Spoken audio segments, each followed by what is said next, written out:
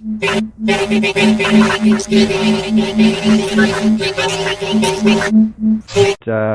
now joined by Mark Howitt. What's up, buddy?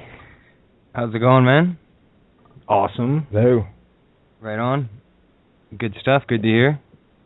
Yeah, I told you, man. Jeff doesn't. He's not into the metal, and everybody that's on the show tonight is are metalheads. You know. Yeah, that's cool though.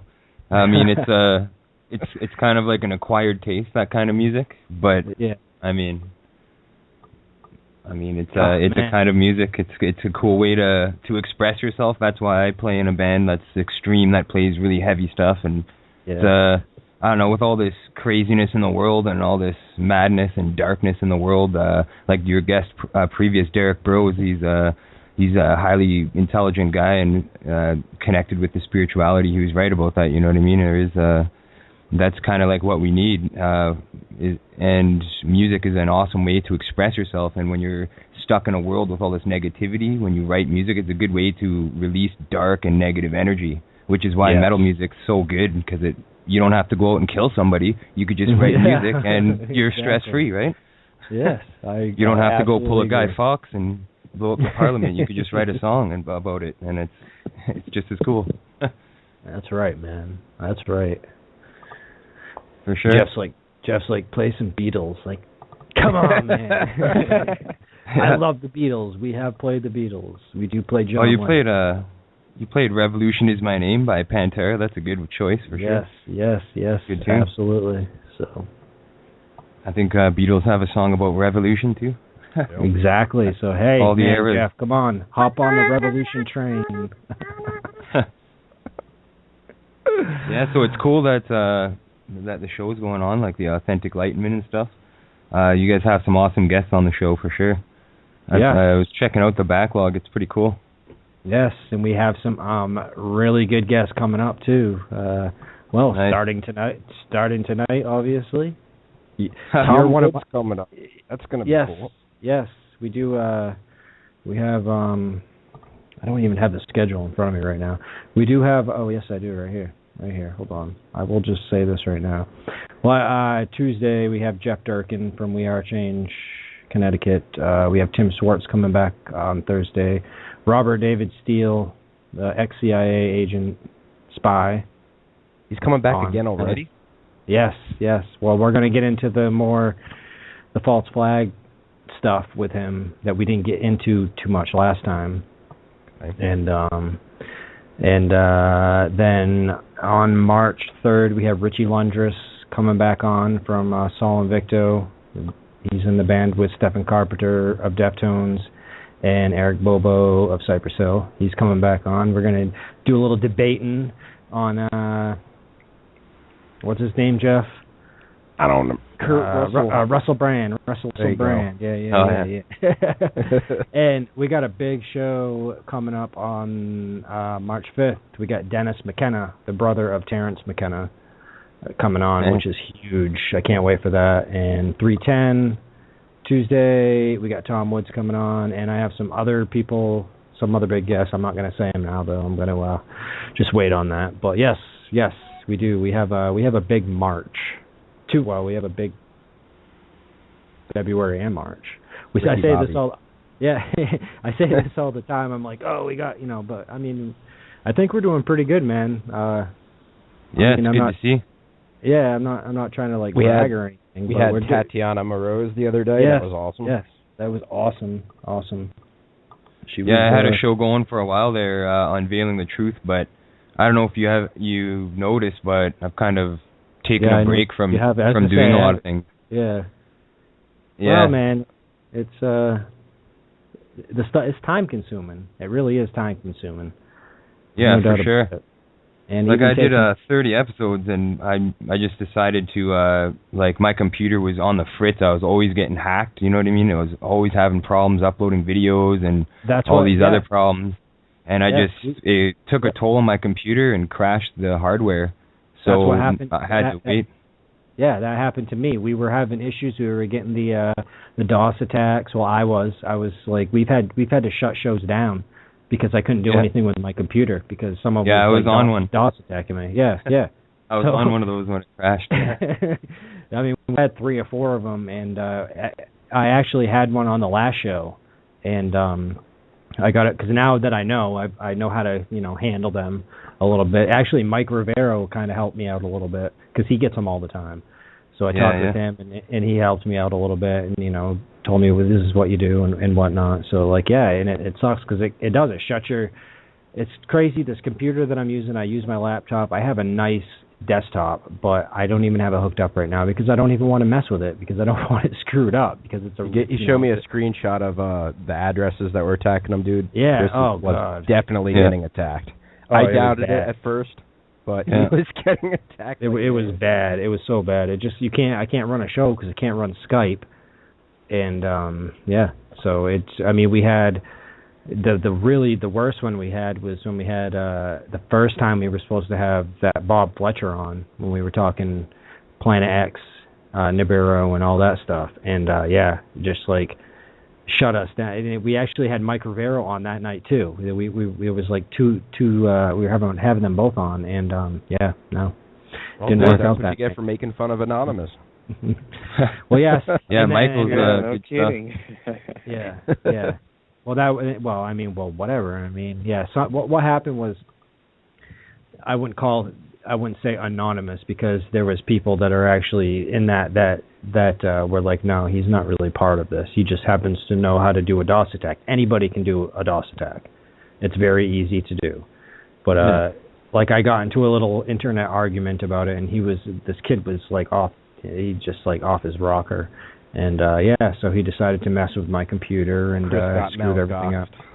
Yeah, and so I thought I was going to lose my hard drive and everything because like my computer was like, your hard drive is about to go, you better back it up. And so I did all this stuff to it, and I saved my computer. And this trusty Toshiba satellite that I've had, it's like 7 years old now, and I refuse. I'm going to run it until it's done, and I can't believe it. It's like. I fixed it. It's working better than ever now. I know how to kind of counter those DOS attacks now. So and it's amazing. It's amazing what doing this kind of stuff. How many trolls it attracts. It really is amazing. It's bad. It's getting bad. It's even lately. I noticed the subjects that we cover when people talking about Israel. That was the whole thing when the whole Palestine and Israel thing was heating up. When Mike Rivero was getting a lot of attacks, his website was shut down and he couldn't do a show and everything. Same thing happened to me, and so that same week. And so it's like talking about Israel and Israel's like the big no-no. You don't talk about apparently Jews or Israel or anything like that because. They'll shut you down. Just ask Payday Monsanto. He knows all about that kind of stuff. For sure. Yep. But I was told that too by other people. They're like, cover any subject. But there's certain things that you just don't talk about because it has repercussions big time. And Israel's definitely one of them, and Zionism and all that stuff. Right. And that's another reason too why I had to slow down on things because not only was my computer getting attacked, but the emails that I was receiving were so crazy. Like I have two kids, you know what I mean? I have 2 small children and I'm raising a family and stuff like that, and I don't want any harm upon them. And when you're doing this kind of research and exposing scumbags and crooked politicians and you're going to the root source, it is kind of dangerous if you're unearthing things that haven't been unearthed before. And that's really where I was at, you know what I mean? The emails I was getting people telling me that they have information for me that's exclusive, that has never been released before, and it would just blow the lid off certain things that I was looking into or like on my shows and stuff, and they'd say, oh, I'll meet you, I want to meet up with you somewhere, but I can't tell you where I live because that's how serious this is. Like, they could read our internet messages and stuff like that. If you say yes, I'll send a car to meet you at this undisclosed location, and they'll take you to where I am, and then I'll be able to give you this information. And I was like, who do you think I am? Like, you think I'm some guppy that's just going to go out in the middle of a target range, a firing range, and just line myself up? Like, I'm not going to go. I'm not going to go to somewhere where nobody in the world knows where I'm going because it's an undisclosed location. Like, people might know the first location, but not. It's total stuff like that. And I was getting all sorts of emails like that, like people saying that they wanted to meet me, or even some threatening emails, definitely too. Lots of death threats and stuff like that. So I kind of slowed down a little bit because it was starting to get to the point where I was freaked out. Like, I don't know, here's an example of one. I'll read an email that I got last week that, I mean, I'm not going to say any names because if I do, they could be in danger because of the content here. But this is like, I had a guest on my show, Ole Damagard, and he told me about this a long time ago, and I knew a little bit about it, and I did some research into it and stuff like that. And there's an article, I'll tell you guys about it after. Jim Fetzer wrote it, and it's got some major heat on that. But this guy sent me some info about the JFK assassin, an MKUltra CIA-trained killer, trained from childhood, who lives in Toronto and is now 71 years old. And I have this guy's name and everything. It's out there already, so I'm going to say this on air right now. I mean, and this is close to home too. Like, this is like literally just not too far from me, you know what I mean? So this information could get me killed, even, you know what I mean? But it's worth getting out there anyways. But there's a serial killer who's apparently associated with this JFK assassination and CIA mind control. He's like a CIA paid affiliate, I guess you could say, or an assassin. He's known by a few policemen in Toronto, and one or two more reporters are afraid to follow up with reports.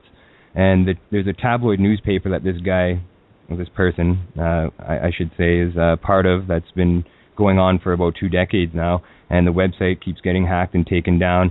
He said that we've been hit with 3 arson attacks and 3 attempts on my life by a red minivan with a white top, twice at high speed on the highway, and once when I was on foot, plus many more incidents. I've had a similar experience like that too. But he said, this weekend I lost another part of the paper when my friend of 20 years, I'm not going to mention his name, and his girlfriend died in a fire. And he says that there's a crime family down there. Clyde Forshaw, the Forshaw family, is a serial killer. This is the guy who's associated with all that. And on his way back home from the JFK assassination, just another day for Clyde, he did a few co-ed murders in Michigan before re-entering Canada. My informant knew David Ferry from the JFK assassination when he visited Toronto, and one of the 3 tramps also arrived there. This included the so-called assassin of Martin Luther King, James Earl Ray, who was actually a common criminal and bank robber. And there's a hotel right beside the venue that my band just played last week in Toronto that this guy was apparently being held in, like James Earl Ray. After all that stuff happened, they were keeping him there for a bit. So I'm sure you guys know about that. But he said, my informant doesn't want their name being used, you know what I mean? And this is like right close to home. Like, this is in my province and everything. Like, this guy could come and kill me for releasing his name on the air and stuff like that. But I'm not. I think there's already other people that have talked about this Clyde Forshaw guy.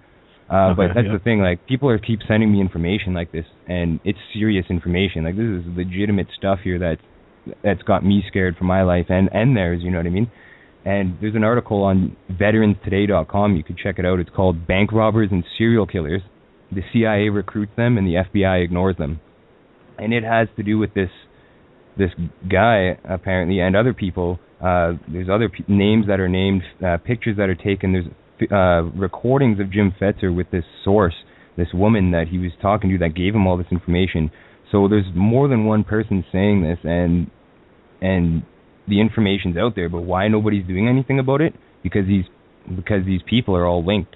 You know what I mean? They're paid assassins by the government, right, and they're running free. And there's all these murders that happen down Southern Ontario that are unsolved. I mean, you've got what's their names? Paul Bernardo, who's in jail right now for serial murders, and you've got the Captain Russell, who was a Canadian Air Force military guy who was taking women and murdering them, and going to their house and raping them, and he was stealing underwear. He was like breaking into women's houses around the neighborhood and stealing their underwear. He got busted. There's an awesome OPP, Ontario Provincial Police investigation, where they bring him into an office and they interrogate this Captain Russell about his involvement in these murders, and he lied about it, and then he admitted to it, a couple of them. But there's still all these unsolved murders. There's an interview with Paul Bernardo on the internet right now, where there's lawyers talking to him, and he says some interesting things in that there's other murders that they're asking him about in that interview, and he's like, maybe it was that colonel, but it wasn't me. You know what I mean? So there's obviously a serial killer down in my province right now killing people. Damn. And he's not caught. So who could this be? Could it be these people that Jim Fetzer is discussing here? Clyde Forshaw and his family? I mean, the comments on this article, Jim Fetzer shut them down. He doesn't want anybody commenting on the article anymore. The article is closed off. You can't comment on it now. But if you read the comments that are there, I am Clyde Forshaw's youngest son. I can say for sure this is all crap. And he's talking about how this girl that was Fetzer's source was his dad's ex-girlfriend. And she's crazy. She just told us Paul Bernardo was stalking her before he got arrested. And there's a lot of information here to dig up that's just unknown to the public. Nobody knows about this because that's how like intense this is. You know what I mean? And there's other things too. Like there's all sorts of things that it's like a can of worms. You know, once you open it, it's like, do you choose to open that can of worms or not? And I mean, every once in a while I'll open a can of worms, but I don't want to do it all the time anymore because there is a boundary, you know what I mean? You do got to draw the line at some point where, all right, but at the same time, you have to have no fear, right? You have to know that what you're doing is right, and people should be, if there's people murdering innocent women, innocent teenagers and young girls, they should be off the street, you know what I mean? They should be, yeah. I don't think serial killers should be out there if they are. But one thing I've always been fascinated with is serial killers, actually. And I've been pretty busy lately writing a book. I haven't really told anybody what it was about. I just mentioned that I was starting to write a book after I stopped my show, Unveiling the Truth. I put it on hold because of the computer problems, and I'm not sure if I'm going to start doing podcasts again. There's one episode I did, actually, Richard Dolan and Michael Tellinger came through Sudbury, and I sat down with them and got a video with them, asking some really good questions. Nice. I'm going to put that out. Who was supposed to be on tonight. We were supposed to have Tellinger on tonight. Yeah. He's awesome. Yeah, he gave me his book, Ubuntu, and I read it, like, as soon as I got home, I started reading that, and that book blew my mind. You want to talk about a way that the world could operate without government and without rules and restrictions, and everybody gets a fair share, and it's like, it's a fluent society, you know what I mean? You read that Ubuntu, Blueprints for Human Prosperity, it's called. That book blew my mind. Like, most people know him for his Anunnaki, his reptilian books that he wrote before that, but this Ubuntu idea that he has, these Ubuntu villages, they're actually starting to pop up all over the place. Yes, and it's awesome. It's really cool, actually. I love what he's doing. That's why I wanted to get him on. We wanted to talk about that, but we had to reschedule. So, yeah. Yeah, it's cool, but I've been working on my own book, actually, and taking a break from things and just focusing on family and music, actually. My band just put out an album, and we did some shows, and working on that. But I've also been working on a book, and I've got about 200,000 words now written for it, and actually it's about Jonestown and Jim Jones. And cool. I actually did about 3 or 4 months of extensive research into that. I just did so much digging, and I read like several books on the subject, and I, scored through FBI documents, thousands and thousands of FBI pages, and tried to figure out what the blacked out parts were, and tried to put the pieces together, and I found out some insane stuff. Like, this stuff that I have for this book is like intense stuff. Like, it's I don't want to give it away so much, like, right. I don't blame you. But it does. It's going to be 40 chapters, like 40 sections, as well as charts and graphs, pictures, lots of things to prove the points that's discussed in the book. But there's a lot of history, background history, that's pretty much like unknown for a lot of the main players in what happened at Jonestown. And a lot of people think, like, what happened at Jonestown, 18 people drank killer Kool-Aid and killed themselves because one man said that they had to. But that I heard about Jim Jones when I was researching serial killers when I was like a young teen, I guess, mid-teenagers. And the story was just like blew my mind, like, how could somebody get a cult of people, 900 and something, to kill themselves and drink Kool-Aid?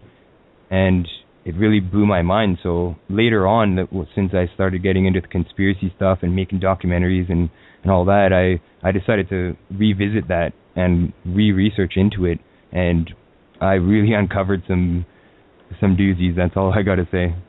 There's some key players that are all involved with what happened there, and we've been lied to. You know, the Killer Kool-Aid is just a cover story, big time, for what really happened there. And there's so much evidence that I've pieced together. I'm really looking forward to releasing this book and showing people some of the puzzle pieces that I was able to piece together, because it definitely connects with CIA, MK Ultra program. The MK Ultra program, it has definite connections in there. They were experimenting on people, doing medical experiments there, brainwashing, early brainwashing techniques that are now actually implemented into modern society. And there's all sorts of these connections that I was making. There's also Dan Mitrione, who was, I'm not sure if you guys know who he was, but he was a former FBI interrogator who was sent over to Uruguay, I believe it was Uruguay, and he was there teaching their military how to interrogate prisoners and interrogate people to extract information. And he was assassinated over there, and when he was assassinated, he had a funeral here in America, in Indiana, I believe, and there was like some huge rock bands that played the concert and stuff, and they glorified him even though he was an interrogator and an assassin himself. So that's what you find too with a lot of these people that are assassins. Like, look at Chris Kyle and the sniper. He's being glorified right now as a hero for killing people and assassinating people. He was pretty much like a hired gun serial killer. Just like that guy I was talking about, Clyde Forshaw. Like, a lot of these serial killers are connected to the government. That's another thing I found out. Zodiac, Son of Sam, Jim Jones. The list goes on with how many of these people, David Berkowitz, the list goes on with all these people who had military backgrounds. They served time in the military, and then when they come out, they start killing people in brutal ways. And it just seems to be that little fluctuation in the 80s, 70s, 80s, 90s, that it was happening on a huge pace. Now you're getting more just common serial killers that are just deranged because they were influenced by all these other guys that were doing it. Charles Manson is another example. I mean, if you look at these people's backgrounds, these serial killers' backgrounds, a lot of them too were, in my opinion, hired by the government. O.J. Simpson too. There's that Michael, what's his name? I can't remember his last name. Sorry, folks. He was actually, there's a documentary, I think it's called My Brother the Serial Killer, and they talk about this guy who said he was the hired guy who killed Nicole Brown, or Nicole Brown, right? Yeah, Nicole Brown. That was her name. OJ's wife? Yep. Yeah, Nicole Brown Simpson. Yep. He admits to, apparently, that he was the guy who killed it, and his brother has all this evidence, made a documentary about it, and OJ says that he was innocent. I mean, the glove didn't fit, all that kind of stuff. That was another conspiracy, in my opinion, that what happened there. But there's serial killers that are hired by government and bigwigs to go around and take people out, and important people, or to experiment on people, and they get paid, and the reason why they get away with it is because they're on the payroll, or they have multiple identities. They have shadows. Wow. Yeah, they're spook. That blows my mind right there. Yeah, there's a lot of crazy stuff going on, and this stuff is like in our faces, you know what I mean? It's right in front of us. It's like, it's right there for us to find, but people see it, and it's kind of freaky actually, but people are like, you know what, that's cool. Yeah. You know what I mean? They like this kind of stuff. And I take an interest in it, I guess, in a way, but I also understand that there's right and wrong, and, you know, the good guys should always win, in my opinion. If you're doing good and you're not harming anybody, then that's the way it should be. But you've got, like, video games now, they're all killing, violence, all the movies now, killing and violence, all the cartoons, there's always a good guy and a bad guy, there's always a villain, and there's always a division, you know what I mean? Everything is divided no matter what it is. The pro-vaccine, Democrat, Republican, everything is split, and that's the way they want, because if people are in disagreement with things, then there will never be a solution because they're in disagreement. But if people see the common good in everything, and it's like what Derek was saying, you know, the positive spiritual purity of life itself, then we wouldn't be where we are. And I mean, it's scary to think, but our world is so fragile. Humanity is so fragile. It's like a thin fiber, like a thin glass that could just shatter at any moment. And these corporations and governments are in control of that, essentially. And they could press that big red button whenever they want to. Right. Dude, you just got to be careful when you're dealing with psychopaths, so, you exactly. know. I really do. And I'm not just talking about cops. All right, hey, we're at the we gotta take the 11 o'clock break. We'll be right back, everybody. We do have the special caller. He's special, all right. That called in earlier. But what's up, man? Hey guys. Speak up there, boy. I said, hey guys. If I'm a special caller, I should get a special introduction. Derek Wood, what is up? Oh, I was just watching Full House. Not much. How's everybody doing? Great tonight. Not bad. It's a good Thursday night. Yeah, you know, I mean, I just thought it was kind of interesting what Bros was saying, and, you know, it's just such a hectic little world out there today, and don't we make it more complicated than what it really needs to be? And if you can find some form of medium to get away from it, maybe not distracted away from it, but away from it, you know, for peace of mind, like metal music or even drawing, you know, dandelions on paper or, you know, spiritual enlightenment. It helps. It works. It's a good thing to do. So I thought that was some kind of good advice from both guests. Yeah, totally. I agree. Like, you got it, like, you banged the nail right on the head there when you said, like, it's a chaotic world, because it is. And when you're immersed in all this information with the news every day, just bad news all the time, and people fighting against the system and the government, and, you know, military occupation and all these things that are happening, it does take a toll on your own spirit. It's damaging to your mind even.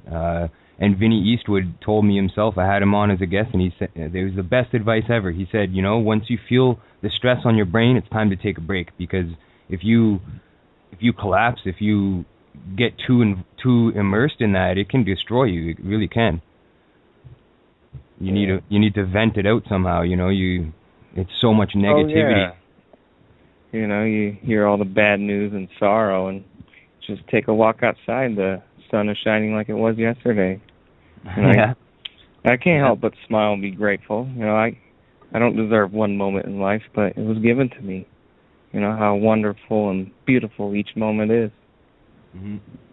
I think it's just more, you know, because I think there's plenty of people out there that every day they watch house fires and, you know, people robbing Rite Aids and stuff like that on their local news. That you know, those things are different. What I'm talking about is just people who actually pay a little fuck, you know, a little bit of attention, and you read your books and you do your research. You go on these alternative news sites, and it's a little much, you know. It's just so aggravating because it seems like it doesn't pay off. It seems like nobody else is paying attention. And then you got to realize the face value of what life is as it is, you know. I mean, just even talking to my own family, they just don't see it the way I see it. And if they don't see it how I break it down and how I demonstrate it, even if I was to pour facts out in front of them, they probably never will. So you got to really just, you know, march your own little steps. It's going to come maybe not from people you would really love to convince to do so, but there could be generations that may or may not see it. So I think that, you know, it takes time and it takes patience to get where you want to go with it. And we may never get there. We may always have this march of order and authoritarian and kind of vices out there. But at least I think there's a lot more where it is today. I mean, it's just a lot better of a stage than it ever has been. Yeah, totally. Yeah, so I'm with you, man. Yeah, when you throw a rock into a pond, it creates a ripple, and the rock has already hit the pond, and it's rippling right now. It's just how long is it going to take to reach those shores? It might not be in our lifetime, but it will reach the entire span of that lake, and that's what we got to look at it almost like we are creating all those little ripples are making a difference. It is moving everything around us, you know.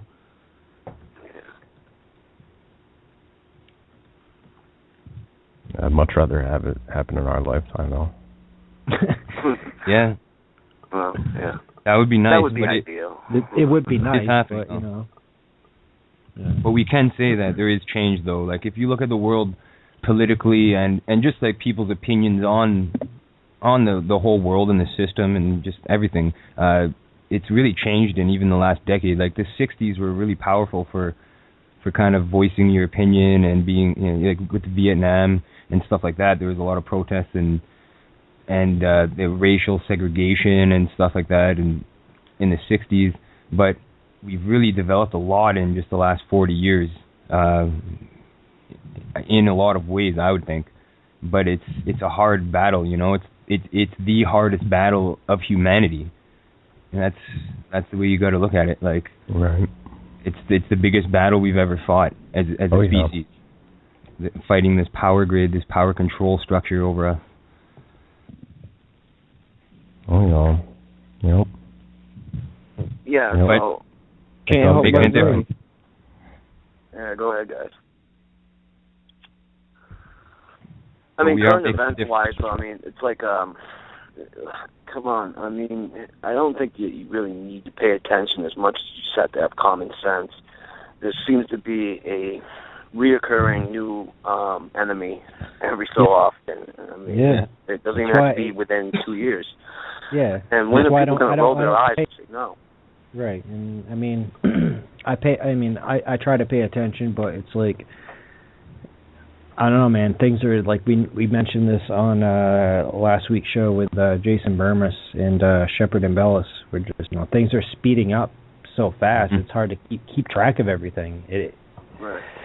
And we know what's going to happen at this point. You know what I mean? So it's like I used to be like right on top of things. I would you know, I knew what was going on and stuff, but it's like I don't pay attention to the stuff as much anymore because, I mean, I do, but I don't get deep into it. You know what I mean? Because it's just normal now, and it's coming at us like at full speed and everything. And yeah, I know you guys know what I'm saying. I hope the listeners know what I'm saying. But yeah, I mean, we do. We know what's going to go on now. It's like even like false flag attacks and all this stuff like that. Like we can call it.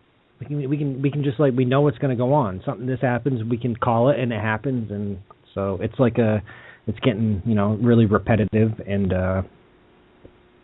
so that's why I mean, I pay attention, but I don't totally pay attention like I used to, because it's crazy what we're seeing in mainstream media now, like what they're reporting. Right. Like the other day, Samsung themselves claim that their TVs are spying on you. And it's on the last show, it's like that's mainstream news now. Like that used to be stuff that alternative news would cover, and the mainstream would not even touch it. Saying that. We were crazy for thinking that was going to happen. Okay, well they just admitted it. It's in their you read the manual. Now you have to read the manual for the TV. It says it in the manual. I read the whole thing on the last show. I read what they, you know, I read the whole not the whole manual, but all the highlights of the manual. Yeah. And so I mean, it's crazy, eh? And now the general public accepts it as the norm, you know. And that's what they do. Mainstream media is a business, though. I mean, you know, it's just like sports. You know, when something's not working, you have to adjust. And we all know who follow this, that mainstream media's ratings have been declining, and that's because people have caught on to what's going on, and they're not thinking that people are telling the truth, or the mainstream media is. So they got to give kind of two fucks, and they got to kind of be a little bit honest about what they're doing.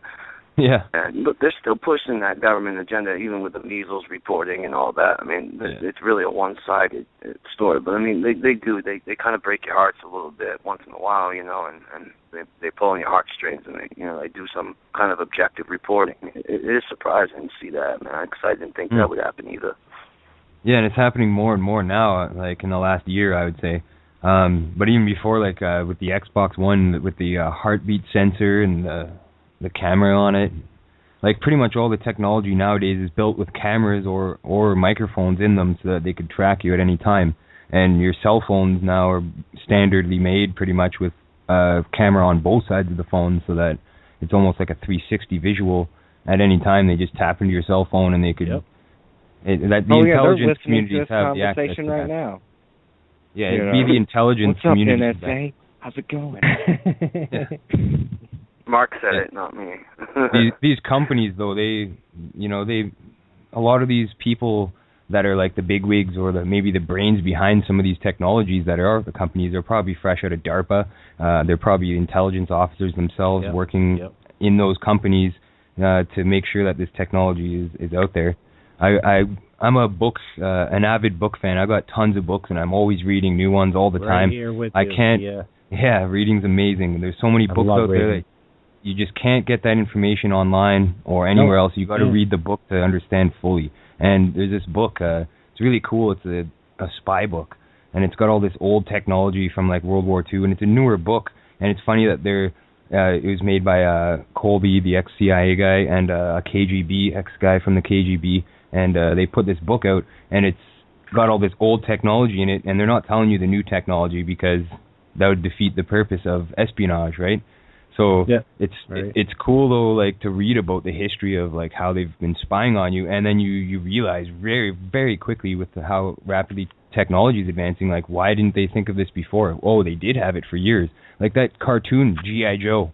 I'm sure a couple of you guys, or at least one maybe, have watched that cartoon when you were younger. I know I did. I grew up on that. Oh, yeah. I still like the storylines behind it and all because they had technology on those shows that are just surfacing now and we're all complaining about, like HARP and stuff. Well, the weather dominator on that Cobra made was HARP, pretty much controls the weather. They also had genetically modified organisms. They had all those in the 80s on those cartoons. They're showing us this stuff in the cartoons. And then the guys who wrote G.I. Joe, the guys who wrote G.I. Joe, Larry Hama and all these other guys, they were actually researching the military and stuff pretty heavily to learn about this. I never thought about that. That's a good point, dude. Thank you for bringing that up.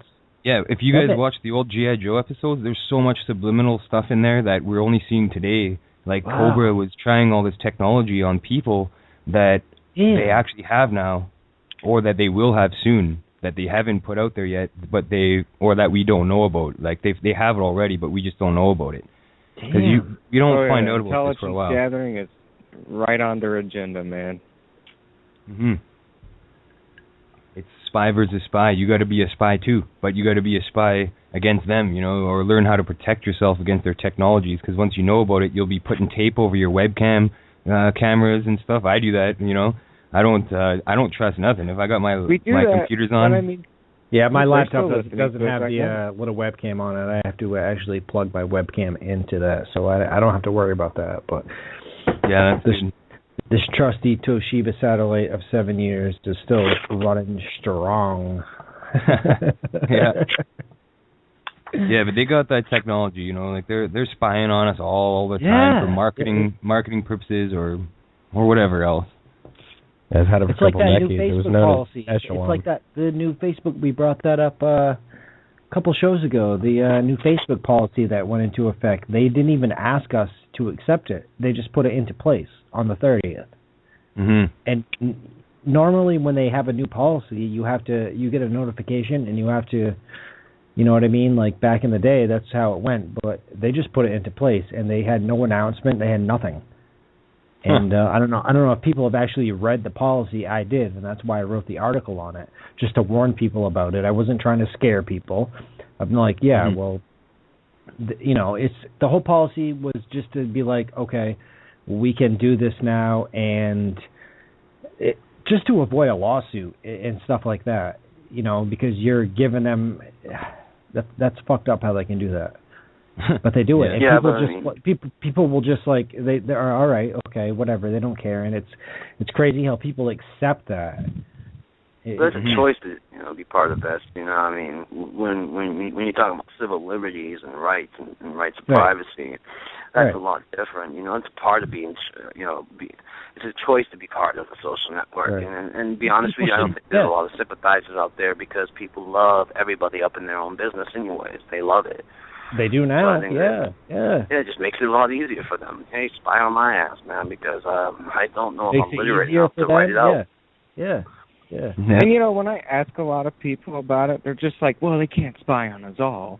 And they're like, well, they probably can. They're not like spying on you directly. I mean, that's a lot, they're using machines to watch it. It is a lot of information, and like we had Robert David Steele on, and he explained it to us. And I don't know. I mean, he is ex-CIA or whatever. I do have a little bit more trust in him because I do talk to him on a regular basis. He's a really down to earth guy, and he explains a lot of it to me. But I don't know, man. You can't just trust anybody. I mean, especially if someone works from the CIA. I mean, you're just like, you know what I mean? Like, you got yourself. It's hard to know these days. Right. You got yourself a mole. Yeah. So, I mean, hey, remember that show, The Mole, with Anderson Cooper? He's CIA. Oh. Hey, isn't that interesting? Anderson Cooper, CIA, and his show is called The Mole. Like, that's pretty right out there for you. Pretty much obvious, right? Yeah. Hilarious. Oh, jeez. Yeah, what I was talking about earlier there, I found a list, like some research notes. I mentioned before that there was all these, like, serial killers and people that are, like, kind of in that area that were linked to the military or medical programs and stuff like that.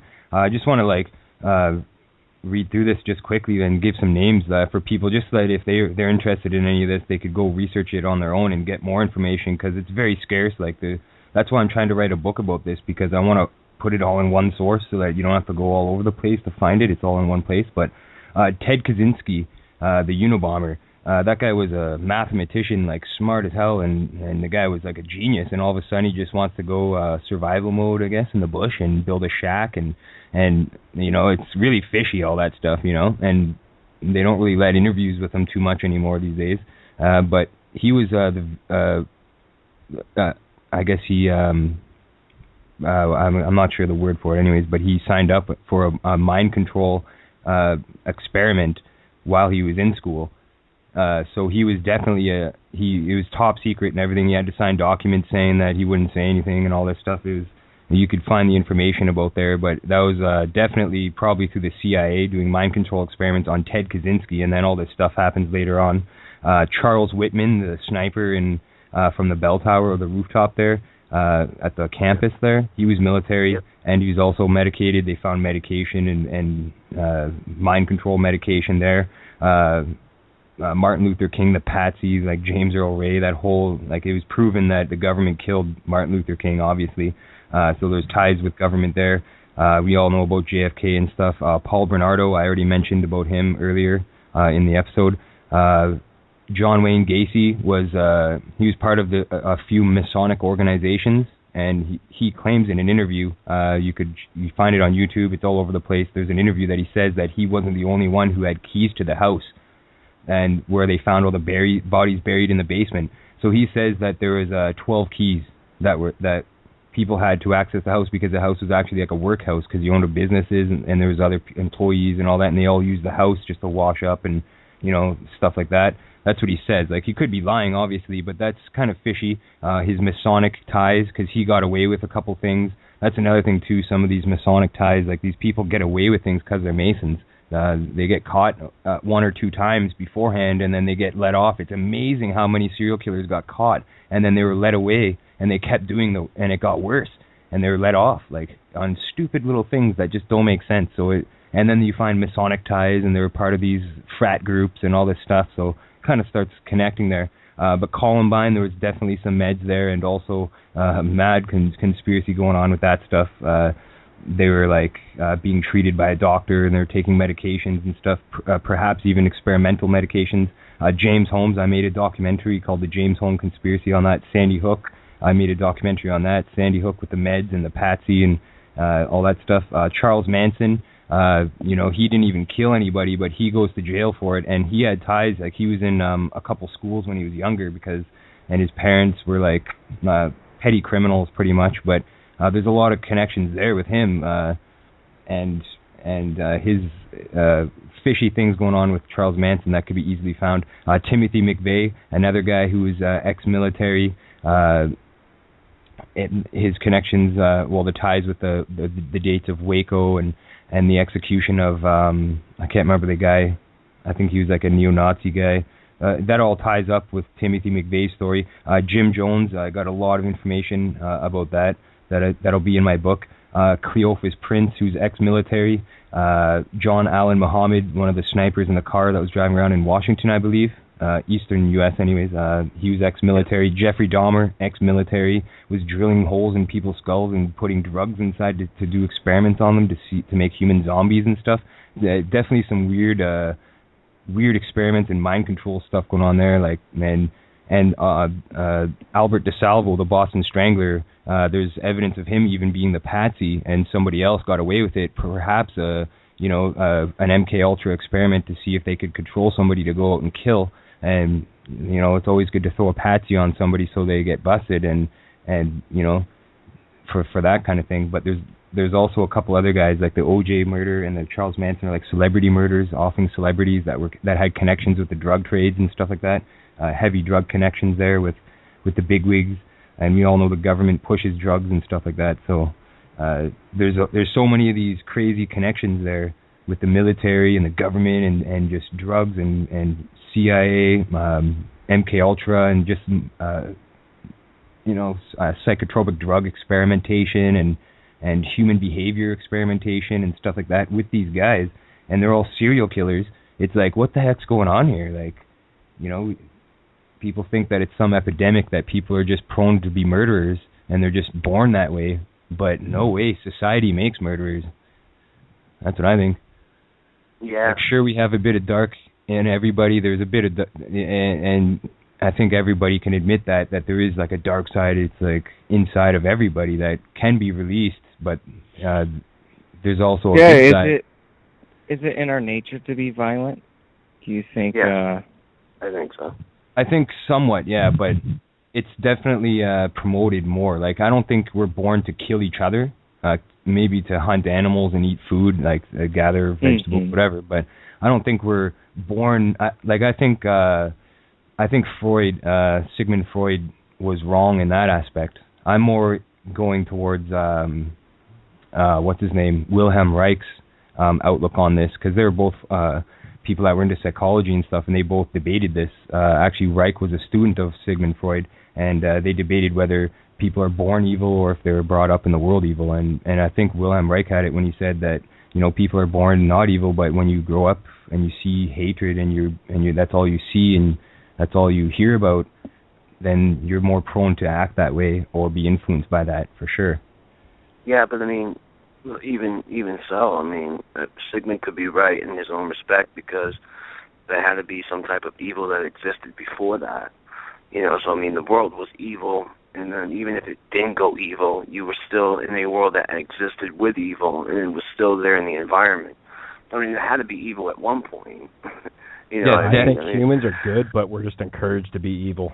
Yeah. Well, of course, because you got your video games, your movies. Every show has the word wars at the end of it, it seems. So I mean, like, there's like this tendency to want to be violent, and I think, like, again, with us, there's that expression, we don't want to be violent, but damn, can we get this out of us one way or the other? Yeah. So. Yeah, a lot of it is an outlet, for sure. But I think being evil, like being truly evil and doing things bad yourself, is a choice. It's not. It's a choice that the individual makes to do that, to do evil or to do good, and that's what I think, anyways.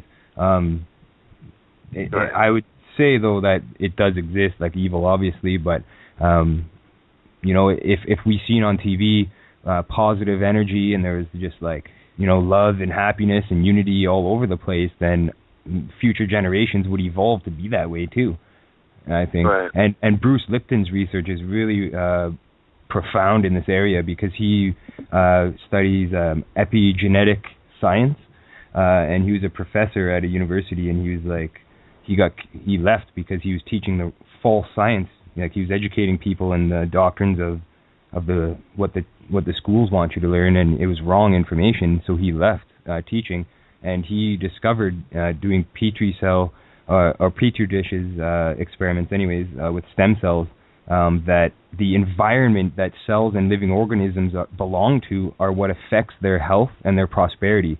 So he had in Petri dishes stem cells that were growing awesome, like they were happy, going no problem at all. And then he added, he changed the environment slightly, and they died. and he realized that it was only the environment really that changed that.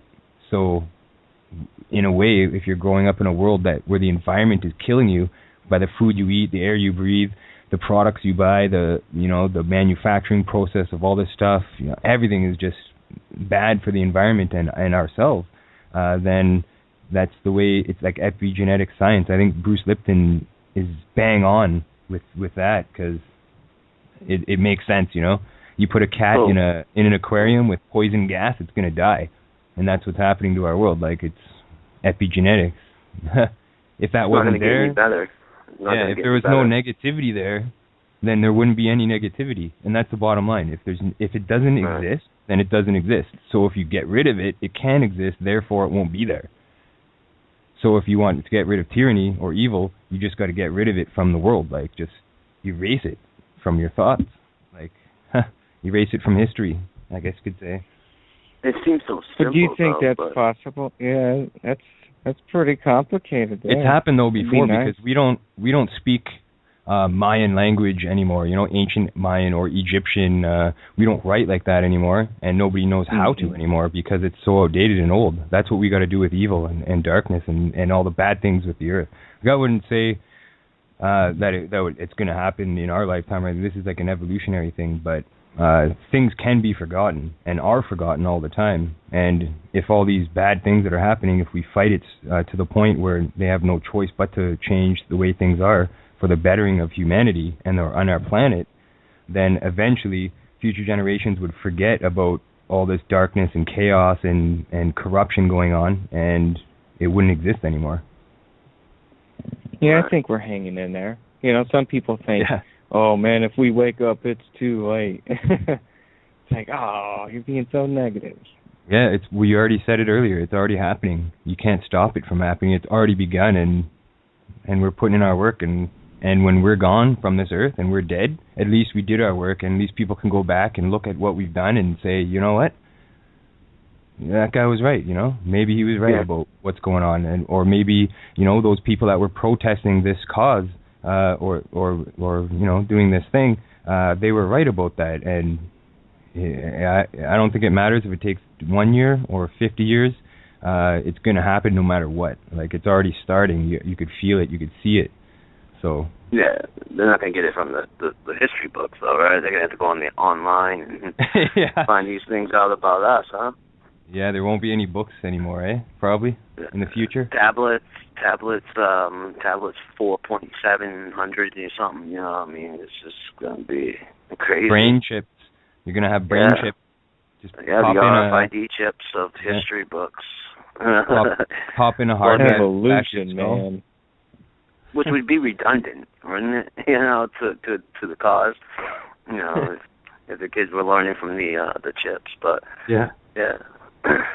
Yeah, it's like The Matrix. Like, that movie was awesome because they plugged into this thing in the back of their brain and they could experience everything. It's kind of like plugging into the internet, I guess, to the back of your brain. Right. Yeah. In a way, but that's the way technology will be in the future. Like, you'll be able to just plug in and learn whatever you want just from a buzz, like a zap from a device or something. It'll imprint code into your processor, whatever's in your brain. Like, people want that stuff too. It's going to be scary to see how many people are going to want to go forth with this transhumanist agenda for the future. Right. It's almost like a nose job or something, people are just going to really want to do it, look, I can't live without my high-speed internet, and it's going to be in my head. Yeah. In fact, put it in the back of my neck. Yeah, it's like I know some very intelligent people that want to have microchips in their head. I can see it getting crazy. I can see it totally getting crazy. Total Recall, remember that movie? Yeah. Arnold Schwarzenegger, he wants to go on a vacation to Mars, and they plug him into this thing, and he sleeps for a bit, and he has the experience of a 2-week paid 2-week vacation, totally customizable. They ask him what color of hair they want his girl to be and all this stuff, and he gets to custom select his vacation, and he goes there. It's the movie with the girl with the 3 titties. Yeah, that one epic. That movie was crazy. That's what's happening. I think I'm having flashbacks. Yeah, man. You guys got to go watch old episodes of G.I. Joe and Total Recall, and I guarantee you'll be like, holy crap, these movies are bang on. They make a lot of sense, Yeah, because I don't remember a lot from watching G.I. Joe. I know that I've recently, like in like my senior year in high school, you guys have seen G.I. Joe parodies, right? Oh, yeah. The Fender film commercials, yeah. Pork chop sandwiches. Yeah, those are good. Well, anyway, sorry. It is a race against time, though. I mean, we're trying to do the best we can, but there's a lot of, I guess you could say, the dark side is working against us, and it is getting exponentially faster now, to where both sides have to speed up on what they do, and it does seem to be some sort of race against time. So I mean, but I'm optimistic. I definitely think we'll. That's why I say, man, shit's speeding up, man. So we have to be on that. We have to somehow. I mean, we're caught up on it. Yeah, they're hitting us from every direction. Fellow man, and help them become aware. Yeah, as long as everybody Hebrew doesn't pass by a year from now, March next year, so we'll be all right. I think we just need to ask people, big question: what is reality? You, Michael, but the what was it? I saw something and I had it up here. It was the new Swedish one of their, I don't know, it was $100 bill or whatever. It has the Nibiru. Oh yeah. Hold on. Really? Keep talking. I'm gonna find that it. and link that. Keep talking. I'm gonna find it. I'm gonna show it to you guys. Right. Just keep talking. I'll get it. Yeah. Go ahead. I'm gonna show you this. Yes. No. Right. Seriously. Keep talking. I'm good. I'm gonna mute. I'm gonna mute myself right in the now. Bible. Yes. So we got Nibiru to worry about, and we have the economy collapse to worry about. Listen. Yeah. Talk. And losing humanity through transhumanism. Because imagine that, you just become artificial intelligence, and then there's no humanity, no human, no emotion. That's a problem. That's how it sucks. I think the next generation is going to have to face, because they say the singularity won't be reached for another 30 years. So, but yeah, we're definitely eventually, that is in our lifetime. The Walking Dead, just a bunch of corpses, but really walking around, and what's kind of like what it is now. Yeah. The machines are replacing the humans in the workforce. It's crazy. If the control from evolution takes place right before our eyes, that could all be very positive. I'm getting feedback going a good way. Yeah, they got the artificial intelligence at DARPA. All that technology could be used in a positive way, but it's only going to happen if the people who have the power are taken out of power, because they're psychopaths. So we need to get them out of power. We need good people to be running things, and then technology could be a lot of fun. Yeah, that book Ubuntu. Wow, that blew my mind. It has so many solutions for so many things in it. For so many facets of life, there's a solution for those problems, and technology would just blossom, but it would benefit humanity. And I really recommend anybody who can get that book Ubuntu to get a copy, because if you're looking for solutions, that's definitely a book that has tons of solutions in it, and I'd recommend it to anybody, for sure. It's like that movie Elysium, I think that pretty much sums it all up. We really do need, if we could take back things, then the world will be very good. Be a very cool world. Yeah, we got to learn from what's going on. Didn't Russia just drop a nuke? No, recently? It wasn't a nuke, but it was a big explosion, though. Yeah. Oh, yeah. It was an artillery shell hit a chemical plant. Oh, okay. Yeah, it looked almost like a nuke. A lot brighter. We should have learned from dropping nukes, okay, what you have that technology, but what, look at Syria right now. Have you you guys have probably seen pictures of that country right now? Yep. There's nothing left. It's just an annihilated country that's just been destroyed from warfare, which has been funded by the big leagues of the world. Yeah. Me. I'm a taxpayer. Yeah. Exactly. It's the taxpayers that are funding them unknowingly. And then our vets come back, and a small percentage of them become serial killers. It's crazy. Very, very, very, very, very small, but a big percentage of them are not taken care of, and a big percentage of them, have mental issues. who are not getting taken care of. You know, so it's just a product of U.S. interventionism, and that's the saddest thing. It's going to continue until people say, you know. Well, dude, you're spot on about the whole MK Ultra thing. All that stuff's very real, and the government definitely uses these people kind of as their own little brainwashed killers, is what it is. Yeah. Right. But where did they? But I mean, brainwashed killers. They were a product of society to become that, or a product of bad economic society to want to join. And I think a lot of people join the military not to protect the United States, but because of, you know, they need to get an advantage in life, you know, economically. Right. That's a good way to do it. Yeah, that's true. Or a decent way to do it, at least. Yeah, for sure. Yeah. There's actually a really good book called On Killing. I can't remember who the author is. It's a lieutenant, U.S. lieutenant military guy. But it's a book called On Killing. And it talks in that book about how they train military personnel to want to kill. And they said, surprisingly, like in the Civil War, and like not many people actually fired their rifles.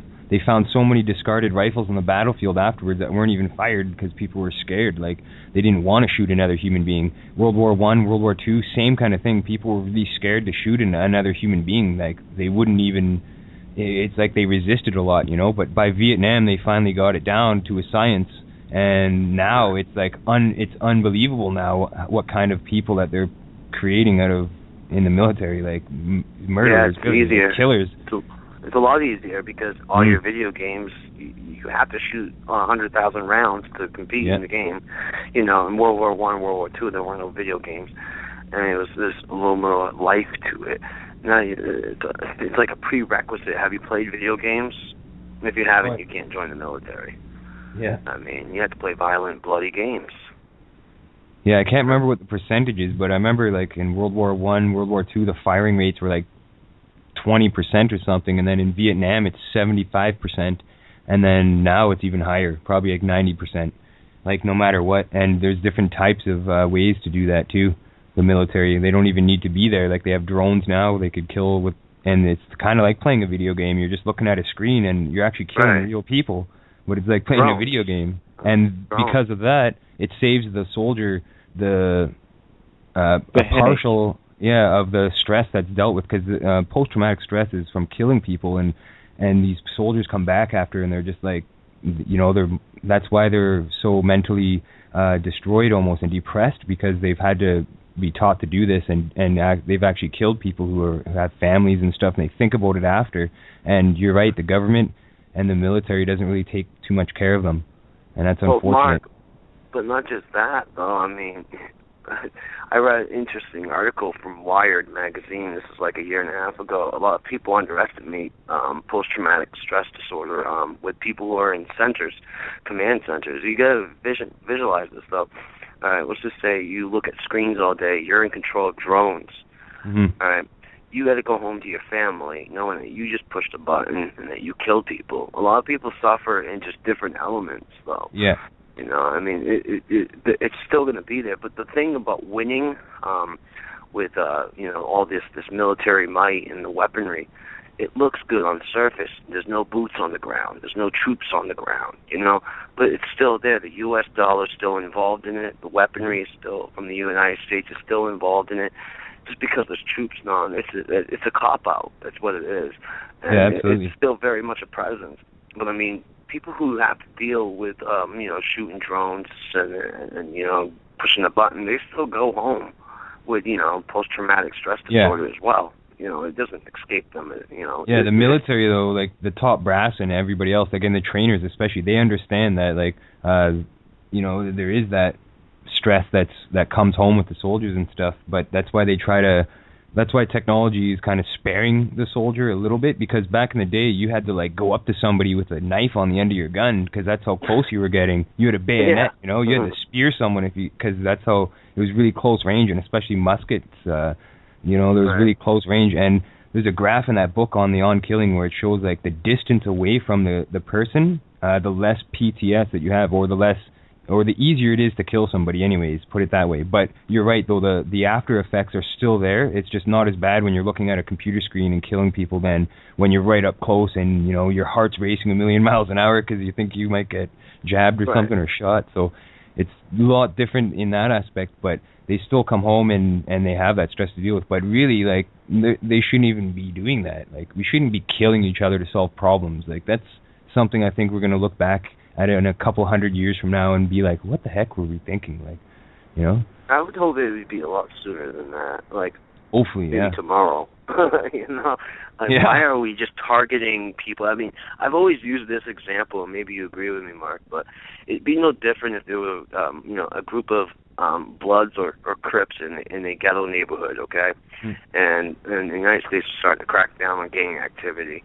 And they shot a drone in that neighborhood because there was a suspected drug dealer or a kingpin or a gang leader in that neighborhood. And doing so, they wiped out a bunch of innocent children, women in the process in that ghetto neighborhood or the projects.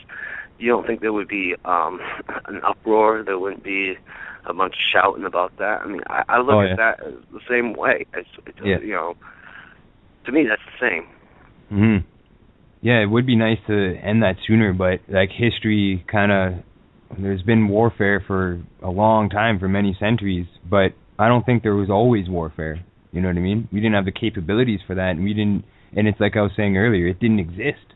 The warfare didn't exist back then. Like, I'm talking a long time ago, before we were advanced and, you know, before Rome and before Babylon and all that stuff even. I'm talking about like hunter-gatherer times, you know. There wasn't wars, full-scale battles and stuff like that. Like, it didn't even exist because the human mind didn't know about it, or it just didn't experience it. But as soon as the first war started happening, it just escalated, and now it's a reality almost. So it's almost like we gotta go back and and rewire ourselves or something. I don't know. Simplify it. Yeah, simplify it. Get rid of it so it doesn't exist anymore. Right. I don't know. I think it's too complex. I think we're too intricate now. Yeah. I mean, starships now. That's the next level of things. It's going to be Star Wars. It already is. Kind of. You know, it's a race to do it. You know, it's a race for the moon. You know, I mean, it could get. It's going to get worse, but it could be worse by now. But yeah, there's that Jesse Ventura episode where he talked about the space station and the death beam technology. Remember that one? On season 3, I think it was. The conspiracy theory episode. He talks about the space stations that they have already. It's mind blowing what they have. Like, they definitely got space on lockdown. Oh yeah. I think you're talking about that. Is that the episode with the Hutchinsons with the anti-gravity type technology? Yeah, like they had a base up there and stuff, like a huge I don't know if it was military base, but it's a huge base. Now? Yeah. Good. All right. So apparently, when I mentioned that, my whole internet just shut down. So I just had to call in by phone, and my internet is all fucked up. That's kind of fucked up. The whole state.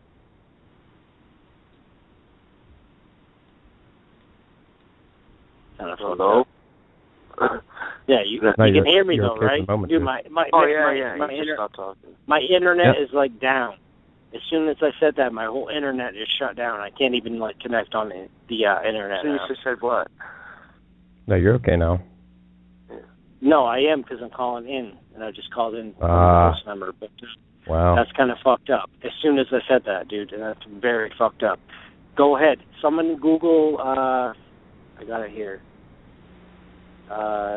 Yes, just like Nibiru and their currency and what country? Switzerland, Switzerland.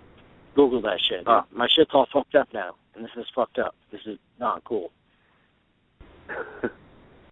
No, this is not a joke. So my whole shit is shut down. I can't even connect to the internet right now. It's everything. Oh wow, yeah. Experiment is what you're saying, Chris? I don't know what's going on right now, dude, but I can't control my whole. It's saying it's on Switzerland. Hey, here's one for you. It says it's on Switzerland and Iraq banknotes. Yes, That's it. And right that's there. pretty hardcore, dude. Here's something else, dude, though. I said that, and my whole shit just shut down. I can't. Yo, here's something else. I have no internet access anymore. I had to call in. If Nibiru or Planet X is on there, I'm sure you guys know about the ziggurats that they had in Iraq. The U.S. military locked the zone down, and the city of Ur is there. They're doing digging, and they actually have it on lockdown, which is all pretty much like ancient society that's connected with like Babylonian history and stuff like that, and that's all connected with this Nibiru Planet X stuff. Supposedly they were, and it's on Iraq's banknotes. A portal of some sort. Yeah, Stargate is, I think, based on that. Yep.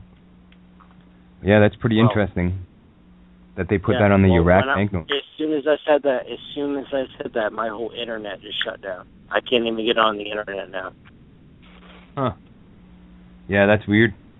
And what is that behind? No, that's very weird. That's not a good thing for me right now. I wonder if that's what, like, you see the currency there, the Switzerland. Yeah, look at it. It shows the whole, What is that behind it? What is that, like the Stargate? That's crazy. What the fuck? Yeah, I can't even connect. This is fucked up. Yeah, it's interesting stuff. And it doesn't surprise me, though. Because we're like off the live show now. We're like into after hours. And I just made this call like 30 seconds before I could even get on. I can't control anything. I have no control over anything right now. What the fuck? Hey, Mark, so did you write that book yet, or when did you done with it? No, it took me like 4 months of research to get a lot of the information together for it. I wanted to make sure that I looked in every nook and cranny for as much info as I could, and I just handwritten notes. Like, I've got a whole notebook full of notes, like tiniest writing ever, chicken scratch writing, just so I could have point form notes. And now I've transferred it already over to digital format, all my research notes, and the next step is to transform it into like writing it and expanding it all and all this kind of stuff. So I've got about, I'm guessing around 200,000 words. Like last I counted, I was well over 100,000, and there's going to be 40 sections. So it's going to be quite a bit of information. And it's definitely going to blow some minds, I think, because I've never really heard anybody mention this kind of stuff, and just something I've been interested in for a long time. Like when I was 15, 16, I used to read a lot of Max Haynes and serial killer books and stuff, and I was really into that kind of thing. And then because the metal music too, you know, it was like, I was into horror movies. I still am. I love that kind of stuff. But at the same time, I was like, now that I've researched conspiracy stuff, going back and looking at all that stuff, it's like, holy crap, like these are all connections that I never seen before that I should probably put out there for people to check out. What's your goal? Think about it. What's your goal with the book, man? I mean, are you trying to get it published? I mean, are you trying to get it circulated? No, I'm not really worried about getting it published or anything. I'm just going to write it and see where it goes from there. You know, I'll put it out in a digital format, like an ebook or something at first, and just see where it goes from there. But my main goal is to just have a book so that it's got all this information in one source, so that people can find a lot of this information put together in one source, and also it has a lot of research that I've done that I haven't really seen out there before, like in regards to this anyways. I've read a lot of books on Jonestown and all this stuff, and none of them really talk about this kind of stuff. And the ones that do are so hard to find. Like there's one on Amazon I've seen it. I think it's going for like a couple $100 or a few $100 right now. It's called Was Jonestown a CIA Mind Control Experiment? And that book is really hard to find. It's really expensive because it had like a lot of good information in it, and it's pretty much impossible to find unless you have a lot of money. And I don't have that book, but I read a lot of other books on the subject, and none of them talk about this stuff. And a lot of them are from people that were from there, or you know, reporters or something like that. And it's got a one-sided aspect to it. It doesn't really go into a lot of the other stuff that I was finding out. So I really think this book's gonna open up some people's eyes to what's going on out there and make a lot of connections. That's the main thing. It's piecing some puzzle together and And also, I've never written a book before. I've always wanted to, and I started a couple times on other books and just didn't really get finished. So this one here, I've actually put a lot more effort into, and I want to get it done. And I was doing video editing and making documentaries for so long, I figured writing a book would be something different. And I've always liked writing. I've always written lyrics and stuff like that. So it's just another form of expression, I guess you could say, you know? If you put too much info in the book, it's just not going to get published. Publishers are completely controlled. I mean... Oh, yeah. Yeah, that's the thing. It won't that's the thing. Distributed, that's for sure. Yeah. But hey, you know, as long as the information's out there, that's the main thing. Yeah. And that's why on this show tonight, I never really told anybody what the book was going to be about. But on this show, I figured why not spill the beans. It's been a while since I been on a radio show or did an interview or even posted anything, any videos myself for a while because my computer went down. So figured why not do it on this show tonight. Hey, if that book blows good day, up, because my shit's shut down right now, so that's kind of weird. This is fucked up. If there's the book always blows something up, that though, happens. man, you make sure you remember us. Yeah, for sure, man. I'll give you guys a thank you and the credits there. Yeah, definitely. Authentic enlightenment. Yes. For sure. We talked about everything that night, I remember. Yeah. Yeah, I just wanted to say too, thanks for having me on, guys. Like, it's always a blast. Dude, be careful, man. Like I can't emphasize that enough. You were smart how you the first time. Yeah. How you reacted to that those people that wanted to get you out and how they wanted to get you to go out. Yeah, I'm glad you didn't do that. Yeah, I didn't reply back to that, obviously, but I've got a whole bunch of emails like that just people send me and they're trying to scare me, you know, and sometimes it does, you know, and when it does, like, it doesn't take a lot to scare me. I mean, I did the March of Freedom. That's another thing I didn't really get to talk about today. A lot of people are wondering why I didn't make any more episodes of that reality show that I was doing, the March of Freedom, but it's because my computer crashed and I couldn't make any more videos and stuff like that. So now that it's fixed, I'm working on season 2 right now. Season 1's already posted on YouTube. People can check it out. Mark Howitt on the YouTube channel. Just type in the name and you'll find episodes of March of Freedom, season 1, and season 2 and 3. I'm working on those now, and they should be done. So that'll be done. But that was anybody who doesn't know what the March of Freedom is. You know, one day I was at home and I'm like, it was when Syria was really getting pummeled there, and I was like, man, this is insane. Like, the world is going crazy right now, and like I can't handle it anymore. Like, I was at home watching the news, and it scared me like so much.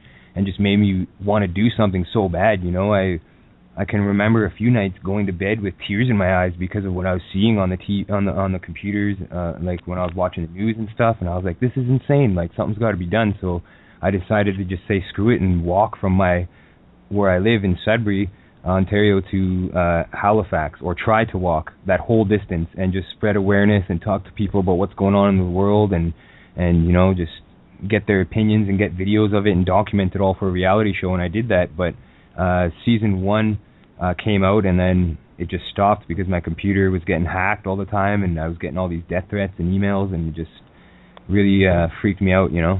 So, and also, as you know, I was part of Conspiracy HQ TV, which was a networking, like a network or a website on Roku.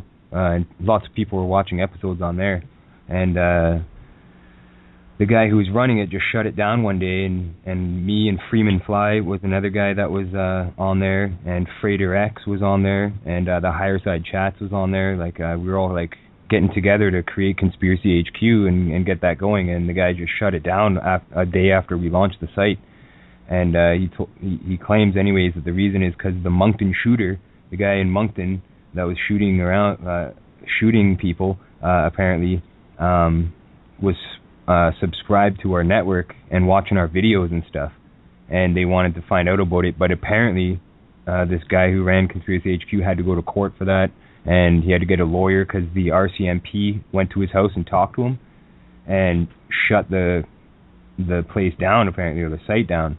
So after that freaked me out too, you know. And that's when I was like, holy crap, like, and after that I started getting hacked a lot more, and I just said, screw it, like, I need to take a break from this, otherwise I could die or I could burn myself out, you know?